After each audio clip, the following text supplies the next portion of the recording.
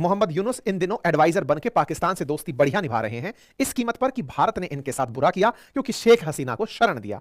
भारत को शेख हसीना देखकर बांग्लादेशी ये मानते हैं कि असल में भारत ही चला रहा था बांग्लादेश को अब तक, अब हम भारत से आजाद हुए हैं। तो जो बांग्लादेशी भारत से आजाद होने की खुशी मना रहे हैं, उस बात को दुनिया के अखबार भी लिख रहे हैं। उनका कहना है कि शेख हसीना के दिल्ली चले जाने से भारत और बांग्लादेश के संबंध बिगड़े हैं। ये आज की ही हेडलाइन है। खैर, भारत को पुरानी आदत है। भारत दलाई लामा को भी भारत बुला लिया, भारत दलाई लामा को भी चीन से, तिब्बत से भारत बुला लिया था, चीन से संबंध खराब कर लिया। लेकिन फिर भी हमारे संस्कारों में है कि अगर कोई हमारे पास शरण मांगने आता है तो उसे हम शरण देते हैं। ये बुद्ध की भूमि है जो बुद्धम शरणम गच्छामि को मानती है। हम शरण देते हैं। हम इस बात में नहीं फंसते कि आप हमारे पास आए हैं तो हम आपको इसलिए निकाल दें कि नहीं, अब जाओ और उन्हीं लोगों के बीच जाकर मरो जो तुम्हारे कपड़े तुम्हारे उससे राष्ट्रपति भवन से, प्रधानमंत्री भवन से लूट रहे हैं। हम किसी महिला के साथ ऐसा अत्याचार होते हुए नहीं देख सकते। खैर, मोहम्मद यूनुस जो भी सोचते हैं शेख हसीना लौटेंगी, ये हम सोचते हैं। ऐसा क्यों सोचते हैं?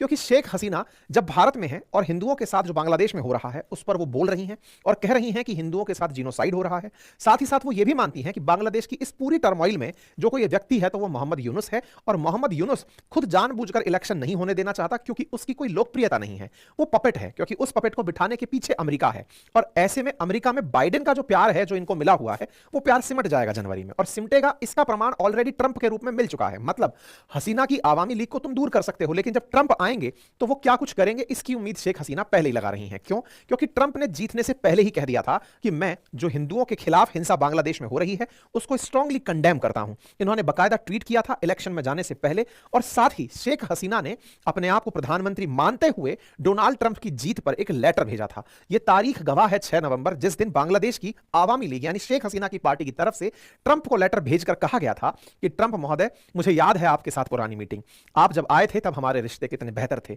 इसका मतलब शेख हसीना इस इंतजार में है कि जैसे ही ट्रंप सत्ता में आएंगे बांग्लादेश की फिर से हालत खराब होगी और शेख हसीना लौटकर सत्ता में जाएंगी। इंतजार तब तक का ही है, लेकिन भारत तब तक केवल प्रतिक्रियाओं में वेट एंड वॉच की पॉलिसी अपना रहा है।